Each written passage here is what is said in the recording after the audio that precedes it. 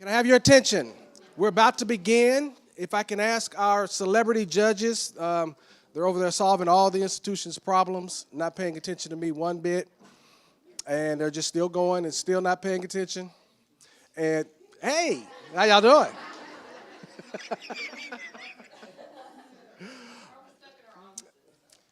So again, we want to, thank you, judges, and thank you all again. And as we get ready to get this underway, thank you for that. Can I ask that everyone's cell phone please be placed on silent?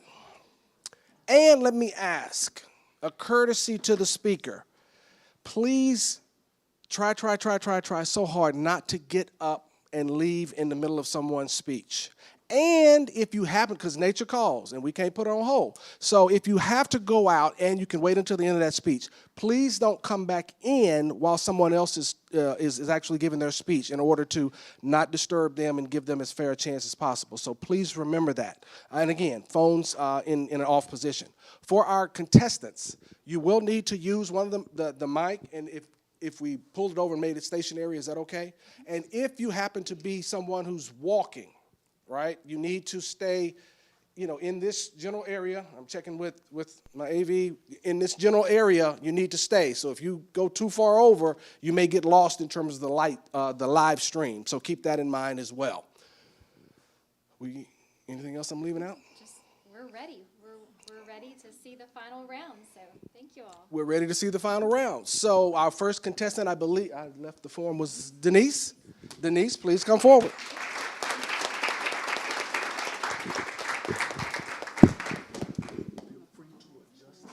Yes. Oh, thank you for that. The timer, raise your hand for those of you so you'll know the timer is going to be directly in front of you. So, again, just so you know. Do you need a podium or yeah, thank you. All right, thank you. Oh, that close? Okay. Hello, my name is Denise Wilborn, and I'm here to ask you, have you ever ran away? As a teenager, climbed out of your window and just ran. You wanted to get away. But from what? Your parents' divorce, your new stepdad, your new school, or something else? That was me many years ago. And that is still for girls today who are at risk. Girls who are at risk to less likely to finish school and is struggling to transition into adulthood because of the dysfunction in their family home. We have girls right here in Chattanooga that are at risk. I would like you to have an open and non-judgmental mindset as I present this issue, because life circumstances do happen. No one is exempt from being at risk for something at some point in their life. There are many risk factors affecting girls, but the biggest risk factor is teen pregnancy. Today, we will focus on this behavior and how it's affecting our girls here in Chattanooga. I am going to inform you why there is a need, what is the newly established nonprofit is doing to intervene regarding those needs, and how you can help to act. Together, we can make a difference. When I was asked to become a part of Caring Connections, I accepted, having had worked with at-risk youth. I knew the importance of intervention and how helping girls succeed. I did additional research to understand the demographics here in Chattanooga. And I found out in May of 2008, Hamilton County published a report on their website called Teen Pregnancy in Hamilton County. The report found, one, on average, there are 200 teens in Hamilton County who give birth between the ages of 10 and 17 each year. Two, teen childbearing can have a negative effect on their health, economic, and social consequences on the mothers and their children. Providing support fosters success needed for adolescents living in these adverse circumstances. According to the 2021 study published on the Centers for Disease Control website, eliminating disparity in teen pregnancies involve addressing these social economic issues that lead to high teen births. For example, young women who are in foster care are 3 times likely to get pregnant than those who are not. They do not have the financial needs to take care of their babies at the early stages. Another study published in 2000 by the National Library of Medicine argues that the challenge of early adolescence are intensified for girls who live in disadvantaged community. As you can see, there is a need to support our pregnant teens. Now I want to tell you about Caring Connections. It is doing to address the issue. The nonprofit was established in 2001 by Hamilton County workers, and they saw in the school system that there was a need to address this issue. So they decided to establish healthy baby starter kits and help to alleviate the financial needs on pregnant teens. And they also did another component of that prevention, and it's called Girls Inspired. It's a girls' club where girls can attend and have girl talk, learn life skills, and broaden their horizons while cultivating a sense of belonging.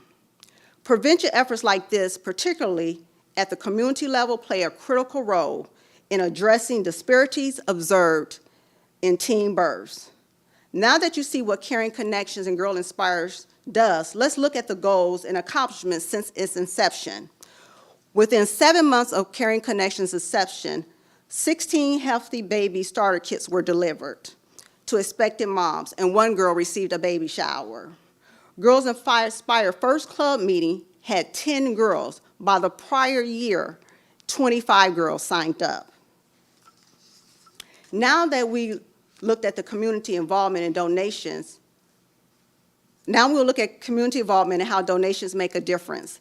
When Caring Connections Girl Inspire held their first fundraiser, they wanted to raise, their goal was $10,000. They raised $11,000. And last year, a house was donated to them for girls who are runaways and homeless. And they have now partnered with the Chattanooga Housing Coalition and Partnership for Nursing. As you can see, the need for community involvement is critical to address these disparities. Here are some ways to help. You can help by your financial contributions and donate tangible items like diapers and bottles. Female mentors are needed, and men who have strength to maintain the home in the maintenance issues. You can also spread the word and talk with me afterwards for further details on how you can help. In conclusion, we see that here in Hamilton County there is an issue, and there are at-risk girls that are pregnant. But Caring Connections has decided to tackle these social issues head-on, and so these girls can finish school, transition to womanhood with the tools that they need. Imagine a teen that does not have to run away, and a baby that can grow up in a functional home. Helping one girl may not change the world, but it could change the world for that one girl. Thank you for your time and attention about the social issues that is so close to my heart.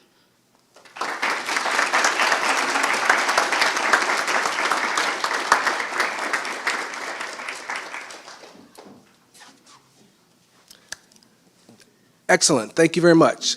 Carolina, you will be next.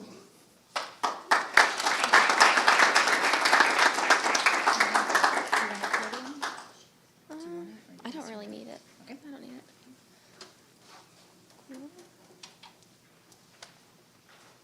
Are we ready to start?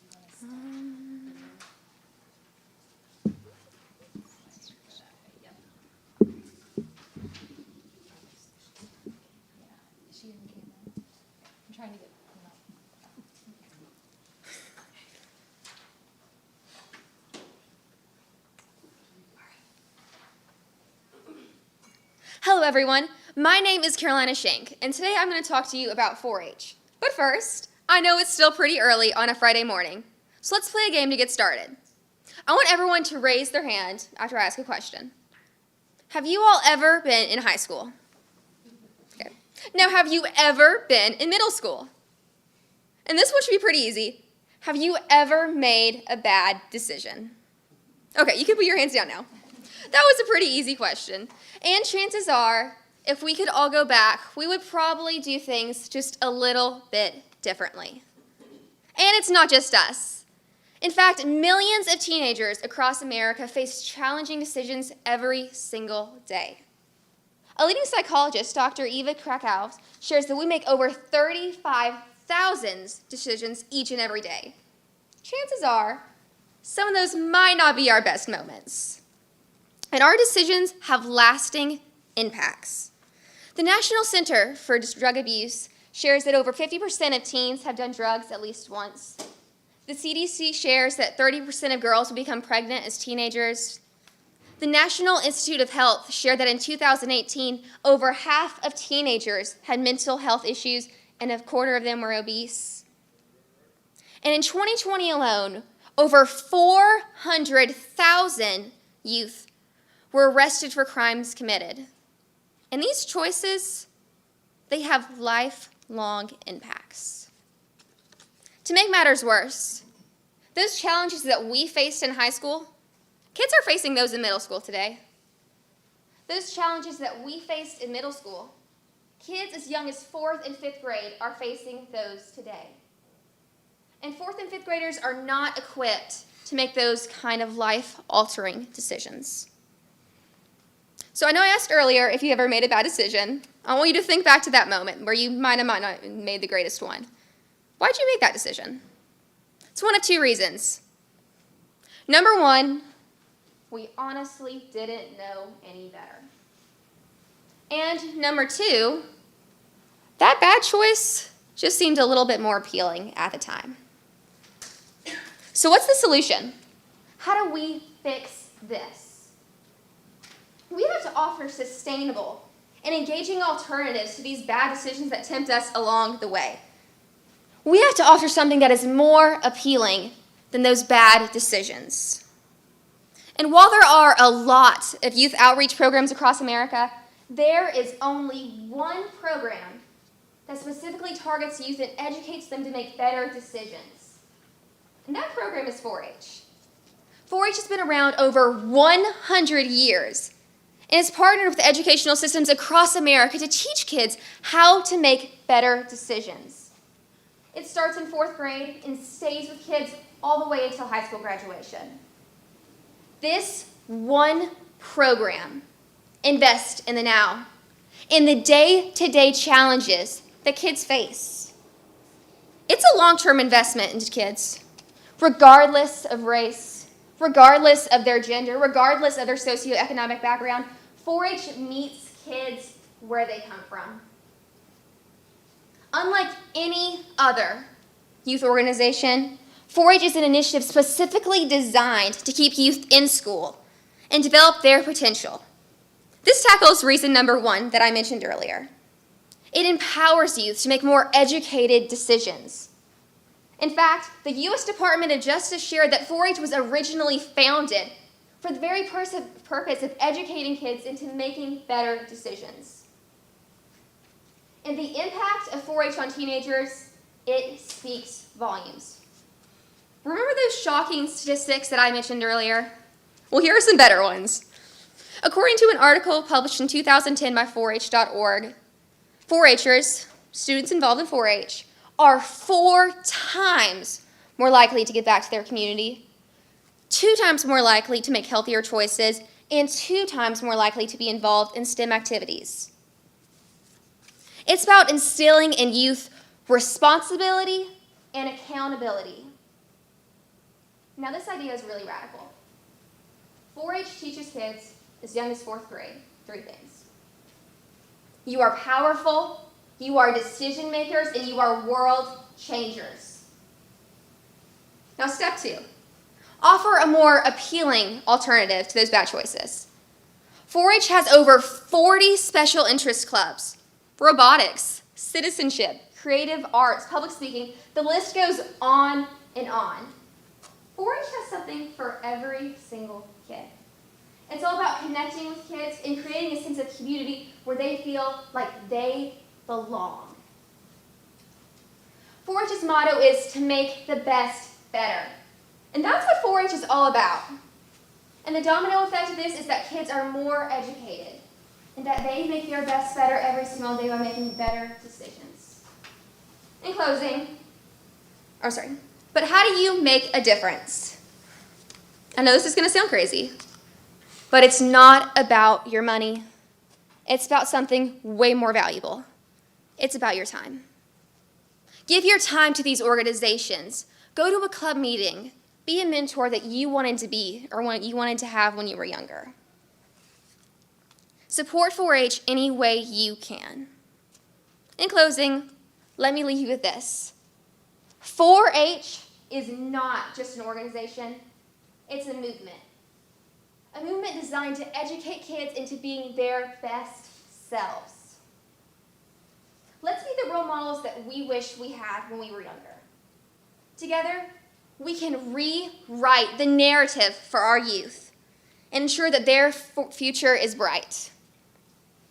4-H is the opportunity for all of us to make our best better together. Thank you.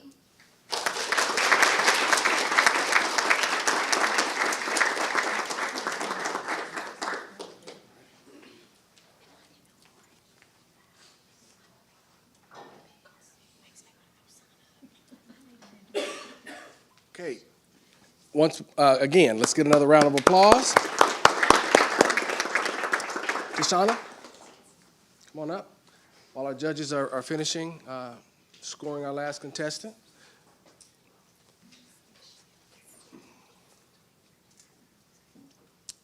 Do you want podium or no? Put you up here and make sure, yeah. Come over here a little bit. That way it's not.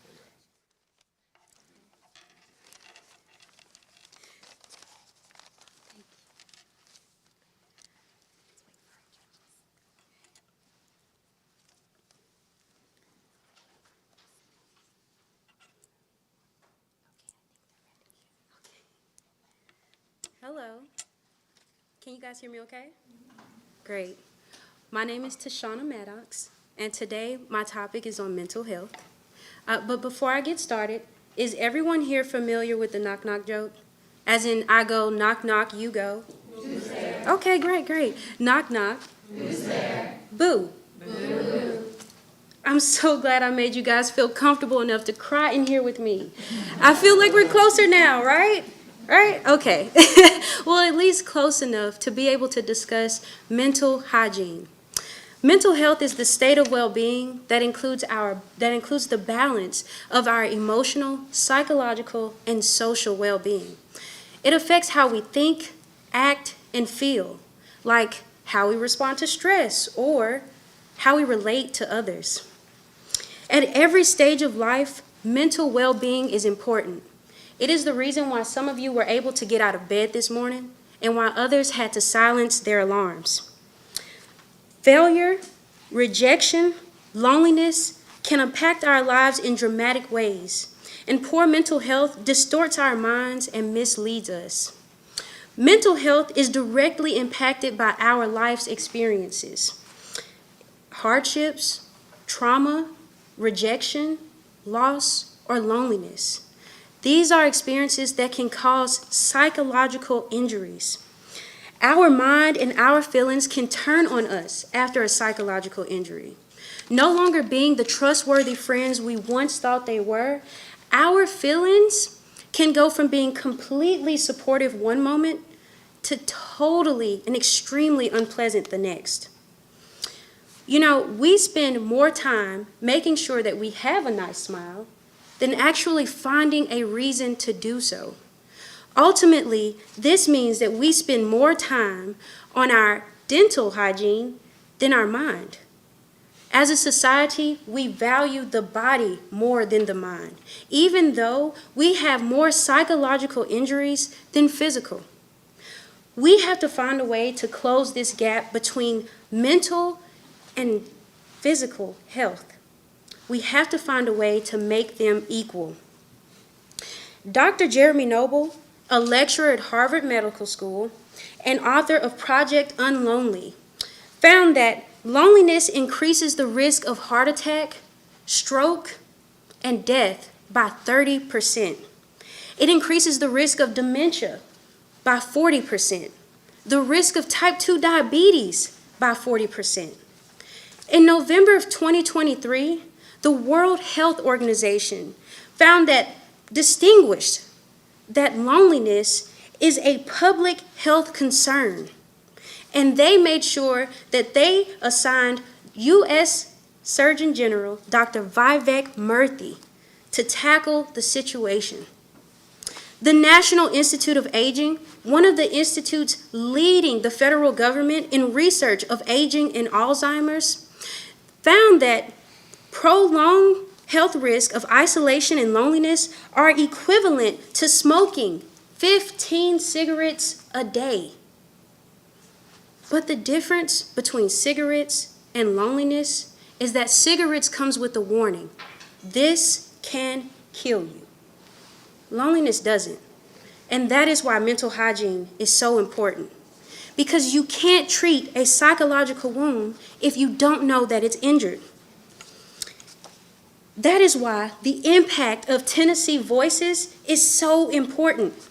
Tennessee Voices is a nonprofit organization with the vision of building hope for all generations by providing a broad range of mental health services without any stigma.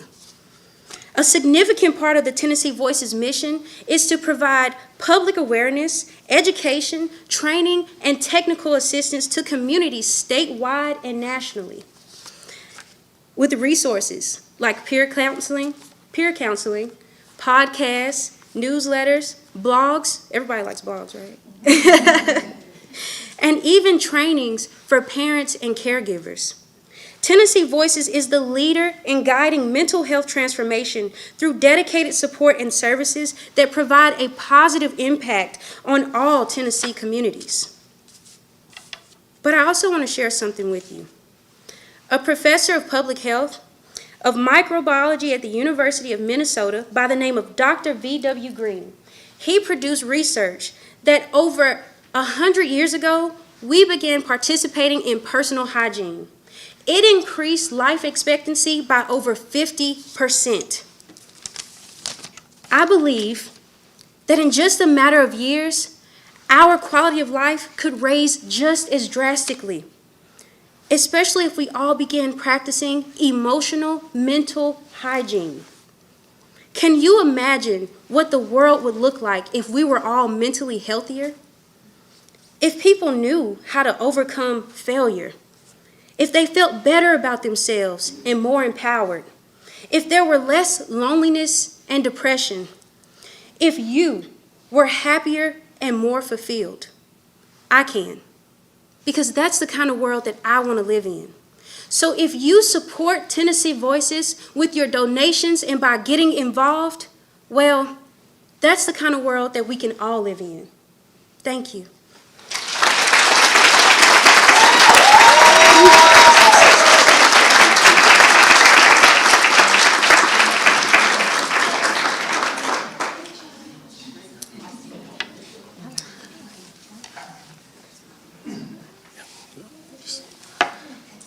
So again, we see the level of talent. These first three speakers that have gone demonstrate what it is that we have to offer at ChattState, and it is so exciting to see that, and I am so excited to see our next three speakers as they get prepared to come forward. Are you going to need this? No? Okay. And we're going to give just a couple more minutes for our judges to get prepared. Are you all enjoying it so far? Yeah. All right. All right. Excellent. Excellent. Excellent.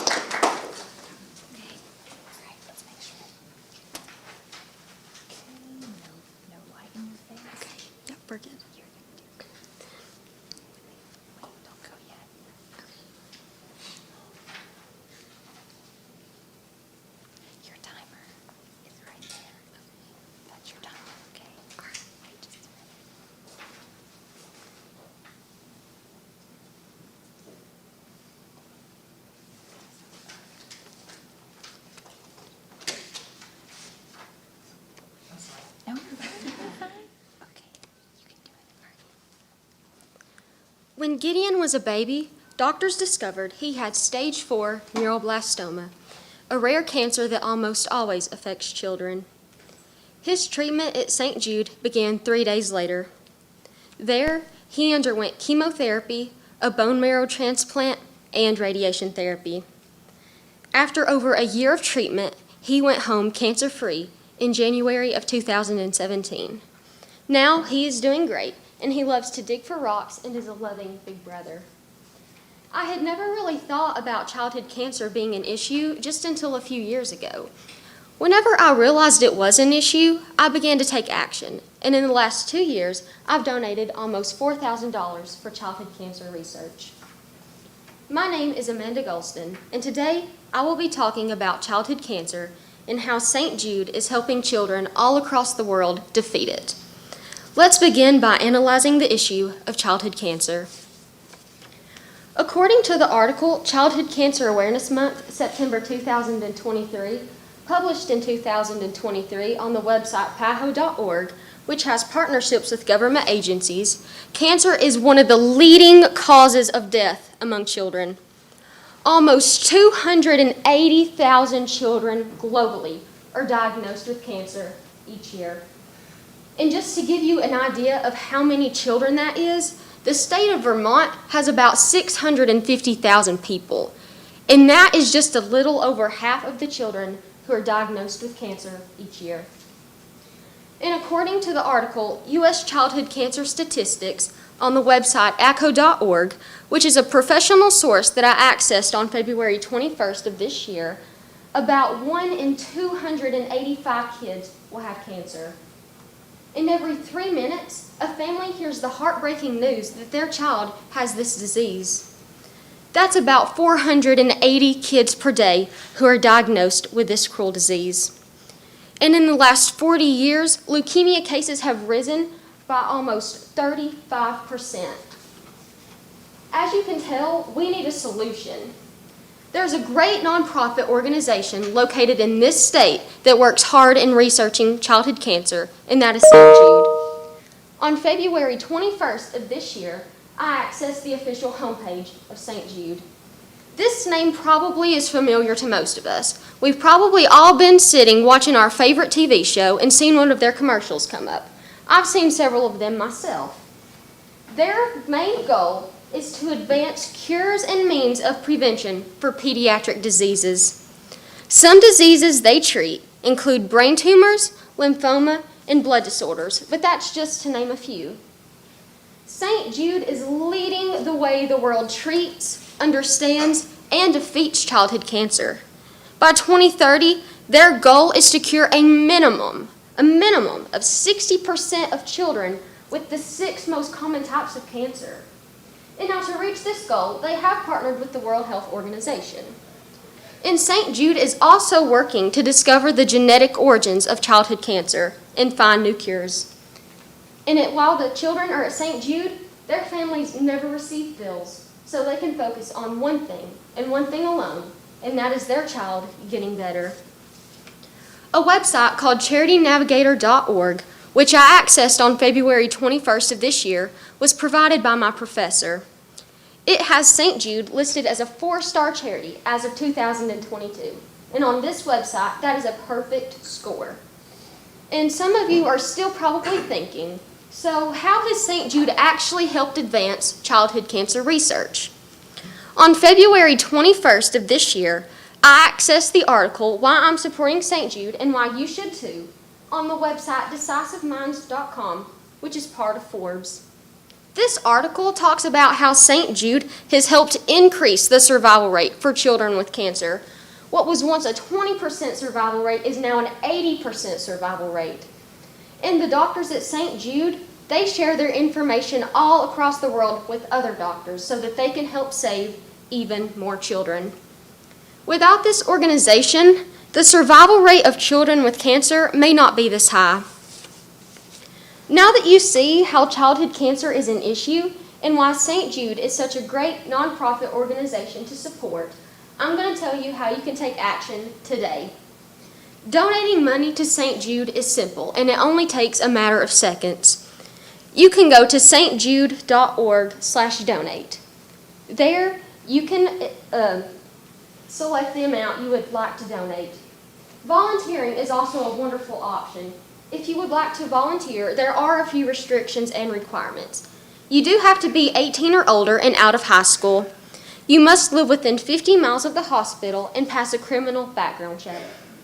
You also have to make an 8-month commitment with 3 or more 4-hour shifts. If volunteering is the route you would like to take, you can go to stjude.org/get-involved.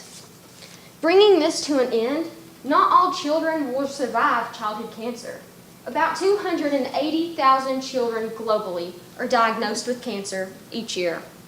St. Jude is a nonprofit organization that helps advance cures and treatments for kids with cancer.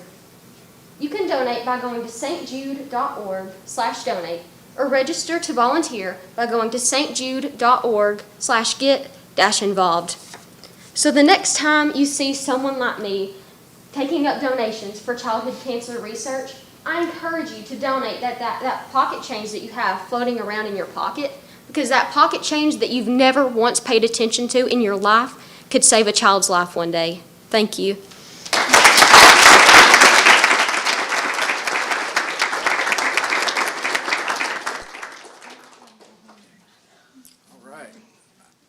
I'm just glad I'm not a judge. That's why they have the fancy titles and make the big bucks, make the hard decisions, and I'm sure that it's going to be a hard decision. Amelia, if you want to go ahead and come on up, so we can make sure you get everything set up. She's going to be using right. Yeah. So it'll take just a minute or so for Amelia to get set up with the technology while the judges are finishing their piece. So just bear with us for just a moment. Or maybe it won't take quite that long. They didn't tell me.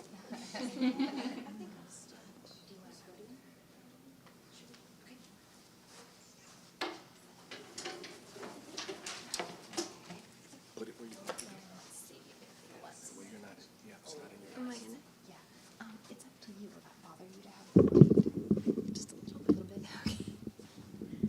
Thank you.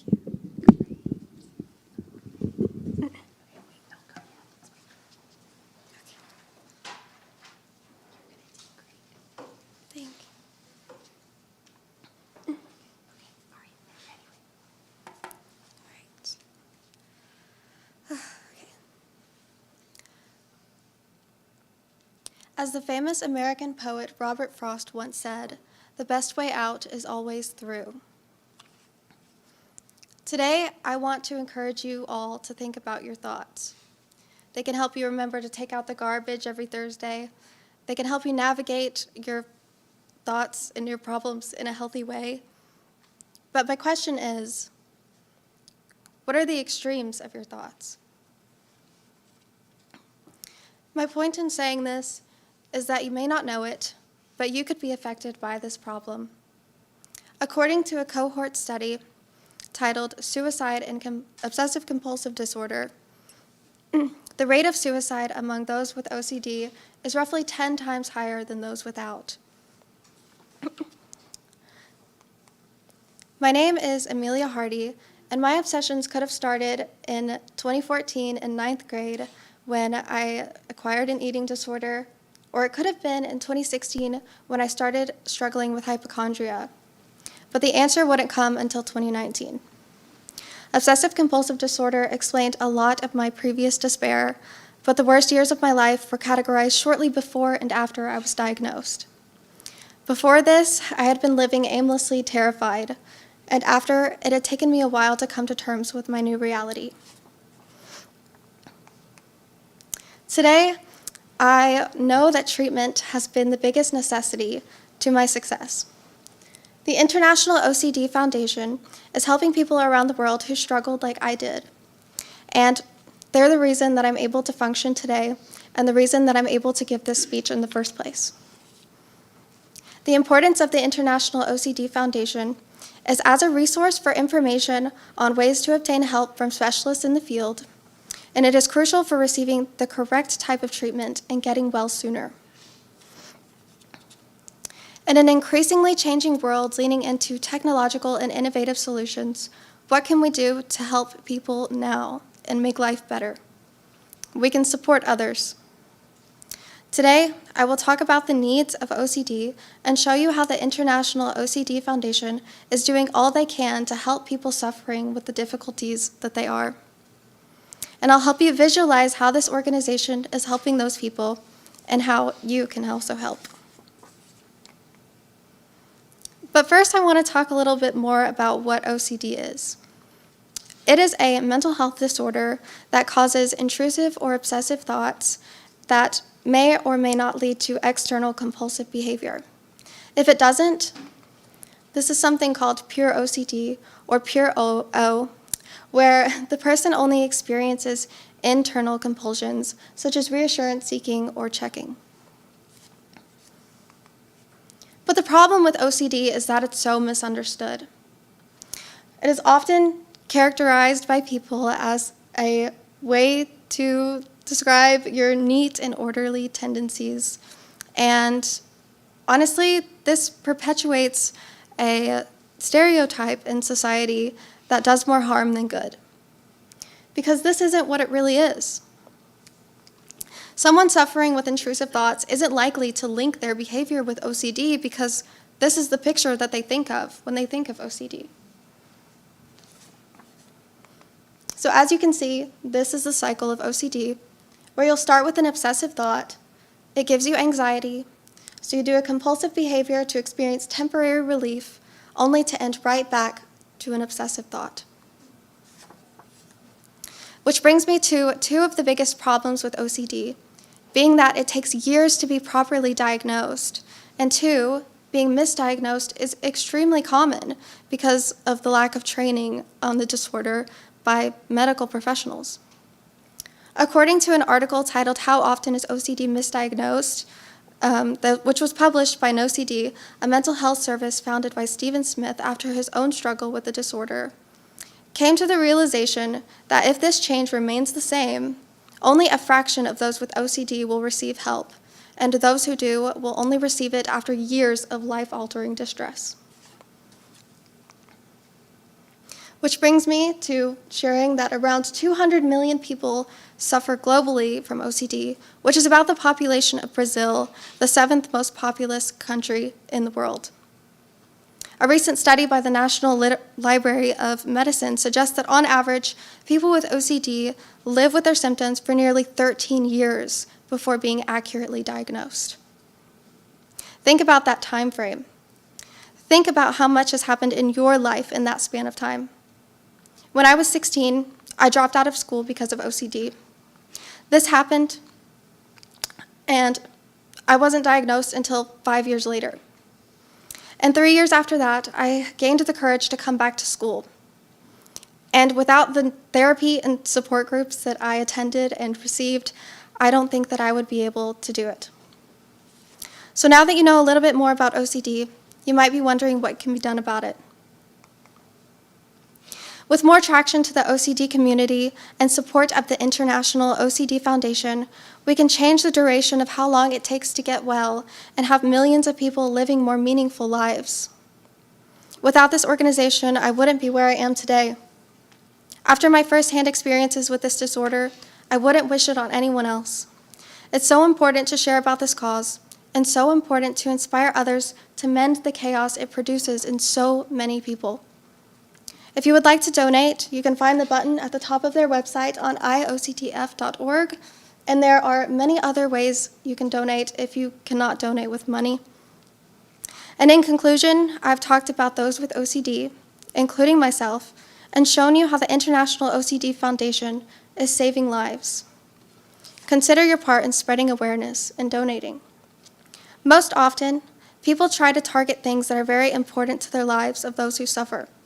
Someone who locks and relocks their door is only trying to ensure that their family is safe on the other side. Many times, OCD manifests as a mechanism to safeguard what we love most. So let's take the advice of Robert Frost and help others out by making sure they can get through.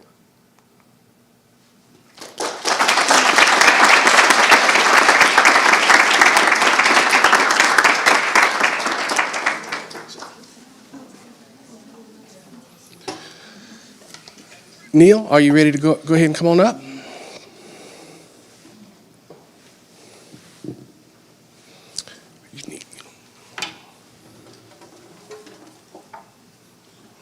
Is this okay right here?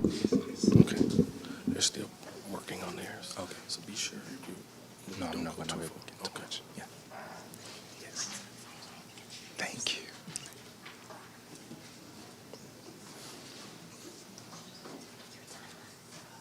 Oh, yes, I saw.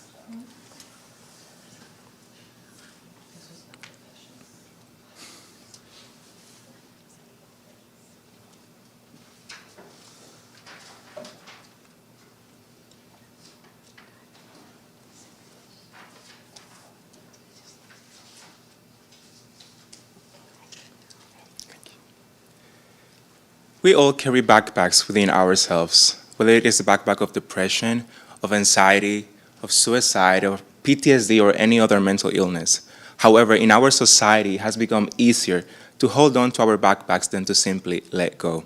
My name is Neil Hernandez, and today I'm going to be sharing with you a little bit of the research that I have done on how mental health is affecting the student population on college campuses. I'm going to first talk to you about how depression and anxiety is affecting the student population in our campuses. I'm going to then talk to you about a specific organization that is helping with this issue, with this cause. I'm going to, after this, present to you what happens when mental health is left untreated or not treated properly. And lastly, I'm going to share with you how you, as the audience, can get involved and make a change. Beginning with depression, according to the article Substance Abuse and Mental Health Services Administration, last updated on April 4th of 2022, more than feeling sad, down, in the blues, depression is a chemical imbalance that happens in our brains, and it can affect some individuals more than others. In fact, for 20 million individuals in the United States alone, this interferes with everyday life. In addition to this, an article published by Healthline.com on July 5th of 2017 listed some factors that contribute to depression on college students, with number one and the highest being student debt. You also have lack of sleep due to high academic stress. You have poor eating habits, such as not eating your veggies, your nutrients, your macros, and lastly, not exercising enough. These factors can lead to the outcomes of students engaging in substance abuse, being more likely to indulge in risky sexual behavior, drinking, smoking, among other fatalities that can contribute to these symptoms in students. Similar to depression, students deal with anxiety, which, according to the article Depression and Anxiety Among College Students, updated on April 12th of 2022, anxiety disorders are the most frequent among the student population, affecting about an 11.9% of the student population. Among the most frequent, you can find anxiety disorders and panic disorders as well. Now that I have talked to you about this issue, I'm going to present to you a specific organization called NEMI, which stands for National Alliance on Mental Health Illness, which I accessed their website on February 15th to find out that NEMI is the nation's largest grassroots nonprofit organization that began as a small group of family gathered around a kitchen table in 1979. Their mission is to provide advocacy, education, support, public awareness so that all individuals across all walks of life can have the resources and the help they need to thrive in society. Their values include hope, inclusion, empowerment, compassion, fairness, and NEMI has nearly 1,000 state organizations in the country, so virtually every state that you go to has either one or more NEMI organizations that you can get in contact with and get the information and resources you need, whether for yourself or somebody that you know that is going through mental health illnesses. NEMI also provides classes such as Ending the Silence, which is a middle and high school presentation designed for these students to get the mental health awareness they need and the resources and the help that maybe they don't have somewhere else. They have also Compartiendo Esperanza, which is a Spanish-speaking presentation for the Latino community to also get the resources and the help they need. And lastly, NEMI also provides Sharing Hope, which is a presentation for the African American community to also get educated and become aware of the mental health struggles that we all deal in our daily lives. According to the Psychology Today article on treated mental health illness, published on December 30th of 2015, they listed some factors that if we don't take care of our mental health, can lead to worse outcomes. With number one, people who often deal with mental illness, they tend to neglect what is going down here in their health, and that can lead to even worse cases, worse issues that can promote these type of illnesses to take longer to heal, or whatever the situation may be. These individuals also tend to lose their jobs quickly than somebody who is not going through any mental health struggles, and they are more likely to go to jail because of untreated mental illness that is going on, and they don't know, they're not aware of, and that can also lead them to these consequences. In the worst cases, we know that these individuals, when they feel overwhelmed and they lose a battle and they take their own lives, which we know as committing suicide as well. So lastly, I want to share with you how you as the audience can get involved and make a change. If you want to have more information and access to the NEMI website, they have the www.nemi.org/getinvolved designed for you to get the information, the resources that you need.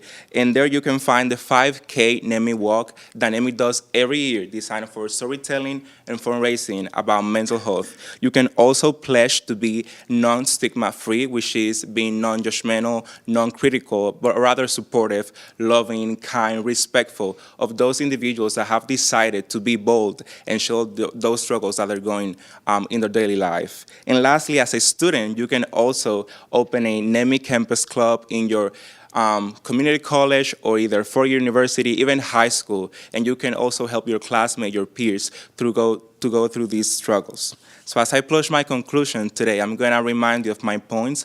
I first began by talking to you about how depression and anxiety is affecting the student population in our colleges. I also talked about the NEMI organization, how they're helping not only students, but also middle schoolers, high schoolers, even individuals across all walks of life deal with their mental health struggle. Lastly, I talk about how you as the audience also can get involved to make a change, whether you are a parent, a friend, a teacher, a professional. You can also get these resources, whether for yourself or somebody that you need or you know that they need these resources. And as I conclude today my speech, I want to share with you this quote that is so simplistic, yet I feel that encompasses in a beautiful way what mental health is, by John Green, that says, "There is hope when your brain cells tell you there isn't." Thank you all.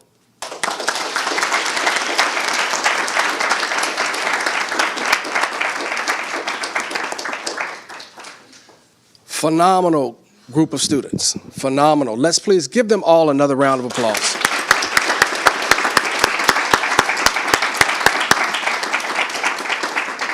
As our judges are finishing and we're going to step out and tally, I want to, again, thank all of you for your support, and for those parents that are here and those family members that are here that supported, teachers from our local high schools who came in. Two of the 6 students that are competing as finalists are technically high school students. They're our ChattState students too, but they're high school students. This speaks to, again, the type of leadership that is being created in the community that we're continuing to try to foster here on the campus. And so if you heard what they were saying, it was all about service. It was all about thinking through what some of those issues are. Half of the speeches dealt with mental health issues. 3 or 30 years ago when I was an undergraduate student, we didn't talk about mental health. It was one of those things you just simply didn't talk about. But now folks are talking about it, we're engaged in it because we realize it's not something wrong with that person, right?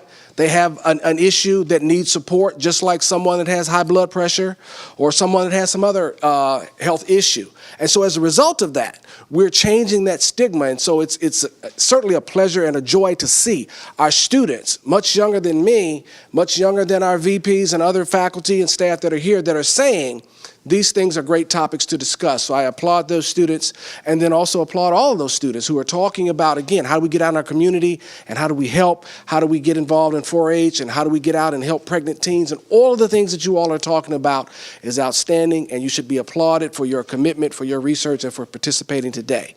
Are we ready, judges? With the final tally? We'll tally it. All you got to do is just... Do we need to rank first? Yes, if you'll rank. Okay, they're not ready yet. But I'm going to stop rambling. Do you? We do want to take a moment, since we're waiting on our judges, to recognize We've got gifts for each participant that we'll hand out in the awards, but we do want to recognize people that donated to that. Our marketing department, the bookstore, and the library helped put those gifts together for the participants. So we do want to recognize those individuals. And also, this competition had so many people that contributed to all the things that went. So I can also take a moment and mention those names. Chris Likens, John Phillips, Joshua Carlisle, dressed up as our tiger for the poster, Dr. Amanda Jordan, Bo Drake, Dr. Quincy Jenkins, Dr. Beth Norton, Maria Avolio, and Randall Fossey, Priscilla. Yep. And Mary White, Dr. Brian Hale, Julie Barcroft, Melinda Clements, Alice Swearingen, and Alice was one of our sponsors. Students had the option this year to ask for a sponsor to help them, cheer them on through the contest, and so Alice was one of those for one of our contestants today. Melanie Riverick and Lewis Jackson also helped us with the field trip to the contest today. Joshua Clay, Kathy Eppinger, Tabitha Banks, Stan Furlow, Amanda Roper. So, and probably even more people that are not on this list. Yes. So, We certainly want to, again, point of personal privilege, right? You get to do this stuff when you're stalling for time, and then you get to be the coordinator. Want to recognize, her name was already called, but we want to recognize Julie Barcroft, who is our department head, so our direct boss, who is also served as a judge and has been very supportive. So Professor Barcroft, we thank you. And then our communication unit lead, Maria Avolio, who is also here with us. Thank you.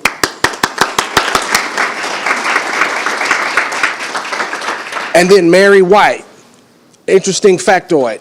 This is our second annual, so to have a second, you had to have a first. And Mary was the person that this time last year put on the speech contest, so we want to give her her props for doing that and recognize her as one of our communication faculty. We have other faculty in our humanities area. We've got staff from across the campus. I see Drake, and I see Dr. Hale in the back, who are also judges, who are also faculty colleagues. So we want to recognize all of you and thank you for your time and your commitment. Did she sneak out with all the stuff? See how she did me? Okay. Just hang on. The pizza's on its way in, and so as soon as Stan gets that set up, you all can start digging in, and we'll be back in just a few moments with the finals. So thank you.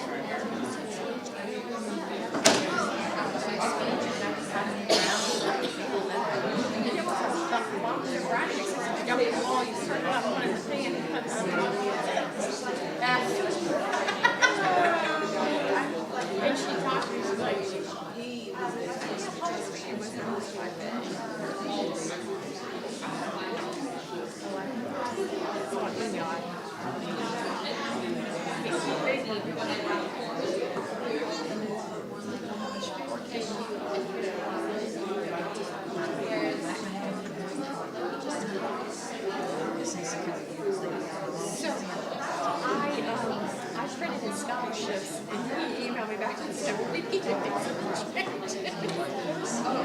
He said Maryville already listed Scott's Legacy at 20,000. They've upgraded it to the presidential at 26,000. Look at this list, all these. I'll correct them, buddy. You got it. Own it. And then his price is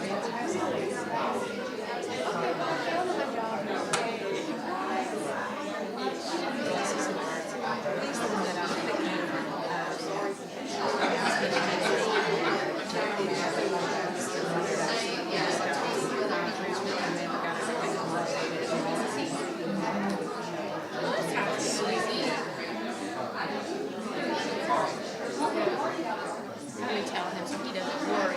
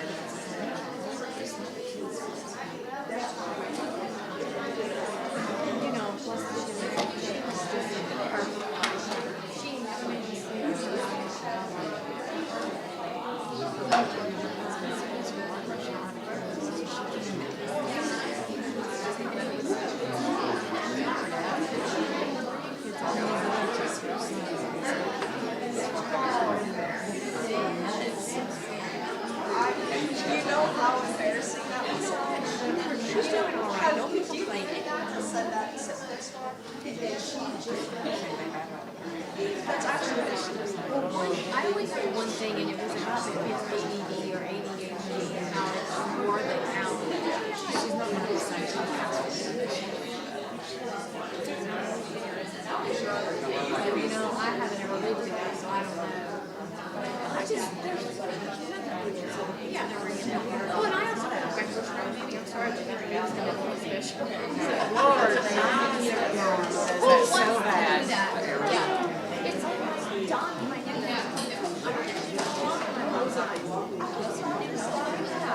number 2, 3, 4, and the rest, maybe. My stepmom, sometimes I have to remind her there's Wesley and Maurice too.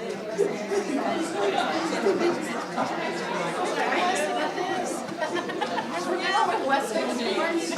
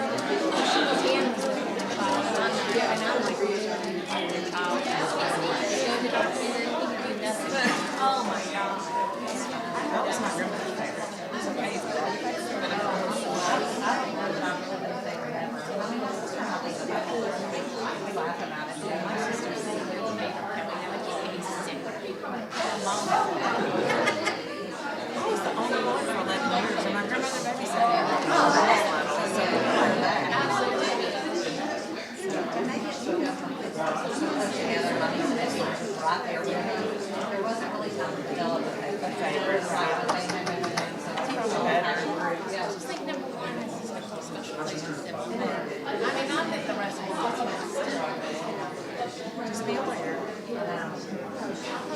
Make it happen. My mom always always something, she could always get away with something. But since we don't live there, I mean, obviously, Right. And that's what was my dad. Just don't really for now. You know what I mean? I wish that we learned this all the time. My dad like just everyday stuff. Fishing, hunting, you know, every day. my dad was one of the schools I didn't even realize that he listened to his dad. But he said, you know, how about this and that, and I was like, oh my God. So that was like, That's but like yeah, to be used to get salty when we go down there. Just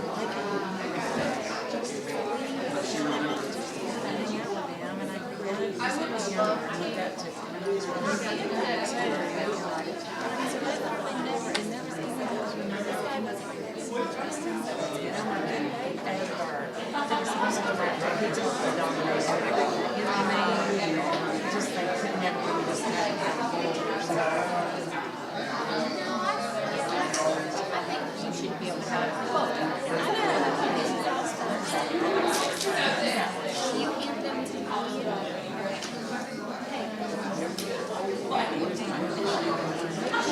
He said, do I need this? I said, you know you.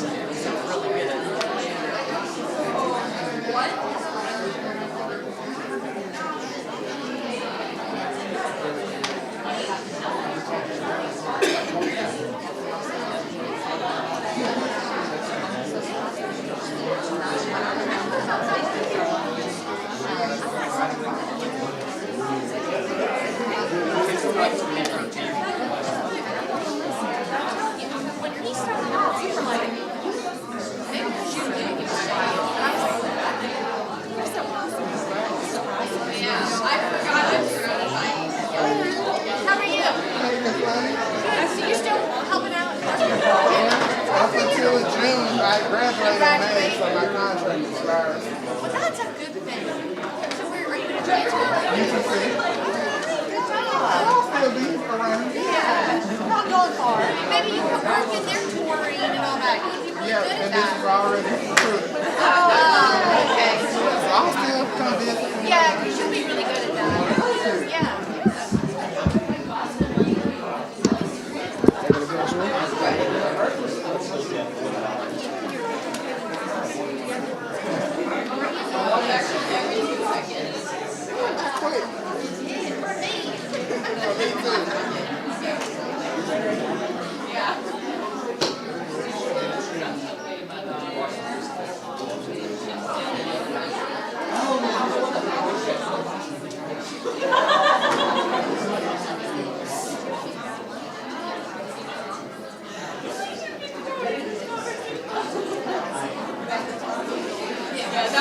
That was my job. They put me on to make it honest.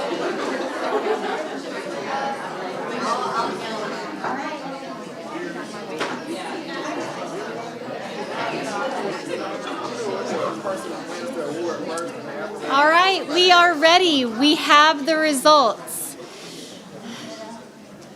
Once again, we are so proud and so much potential, so much talent in this room. And it was just a pleasure to hear you advocate for the nonprofits that you selected. So thank you for that today. We're going to recognize all of our participants first before we announce the results. So as I call up your name, please come forward so that we can applaud for you, and we're just so thankful. So first we have Rain Fowler.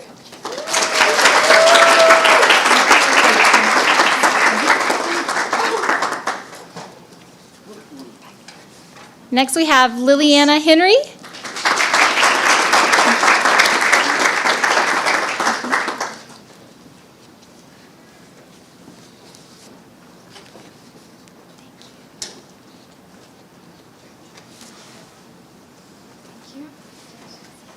Next, we have Caitlin McCampbell.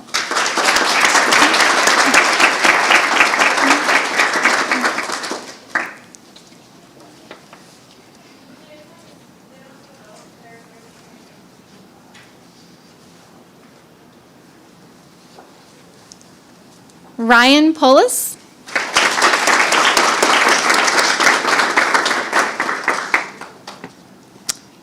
Jarian Robinson.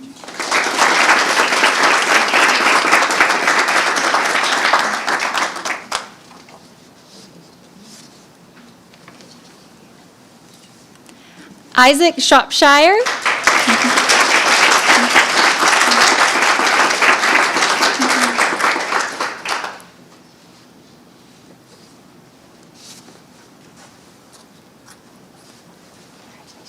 Ryan, we already called your name. Ryan Pullis.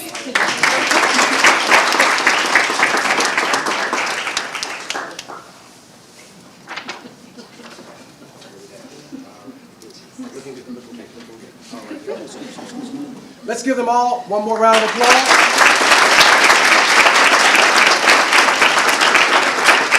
Thank you.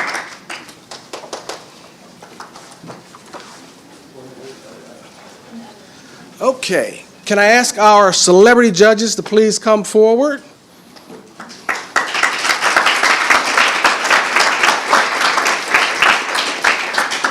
We're going to ask all of our, when I call your name, we're going to ask all of our finalists to come forward, and then once everyone is here, we will announce third, second, and first place, okay?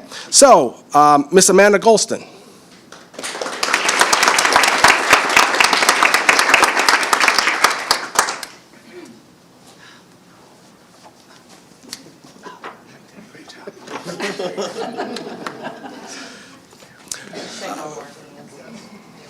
Miss Amelia Hardy.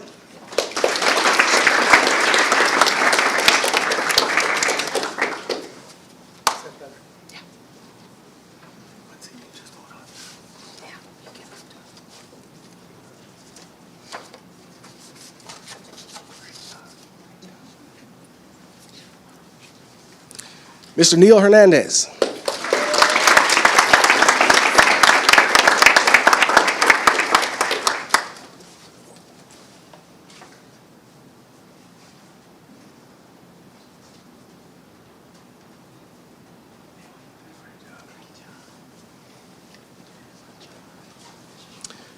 Mr. Shauna Maddox.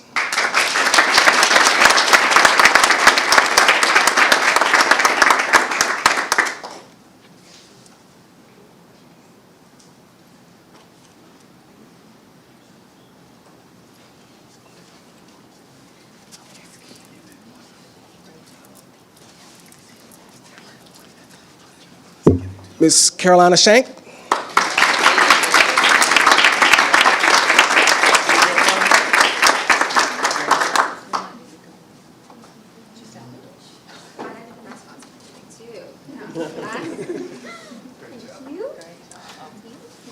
And Miss Denise Wilborn.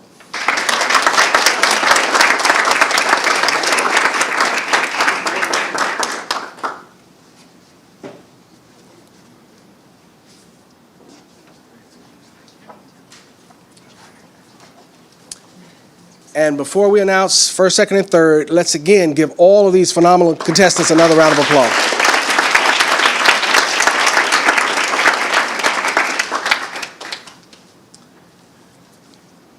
In third place, can you hear me? Okay. In third place, Mr. Neil Hernandez.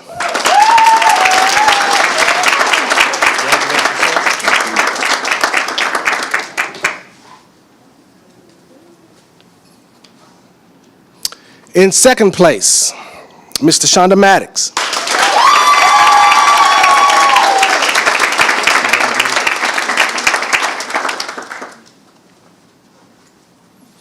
And in first place, did I ever tell you all? No, I'm not going to do that. I'm not gonna do that. In first place, we have Miss Carolina Shank.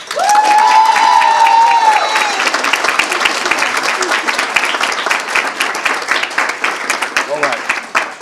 And we have, we're gonna do a couple photos, and we have our half mascot who's gonna take a picture with our first place and anyone else who's wanting to do it. We're gonna require the first place person to take the photo, but anyone else that is wanting to take the photo, you can as well.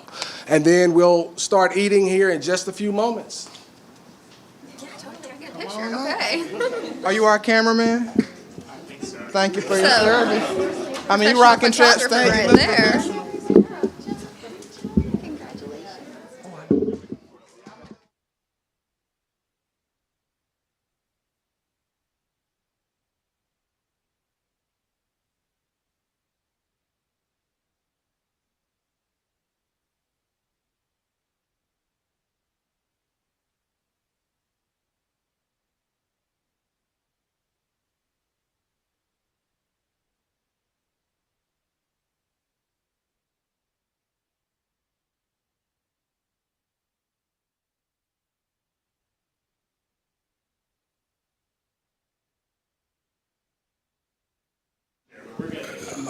Okay, before I have them come out with the pizza, one thing I failed to mention that some of you may know and some of you may not. These awards also come with cash prizes. The first place will receive a $300 cash prize. Second place will receive a $150 cash prize, 125, so yeah, 125, get that on video, 125. And then third place will receive a $75, am I correct? Okay, so congratulations again.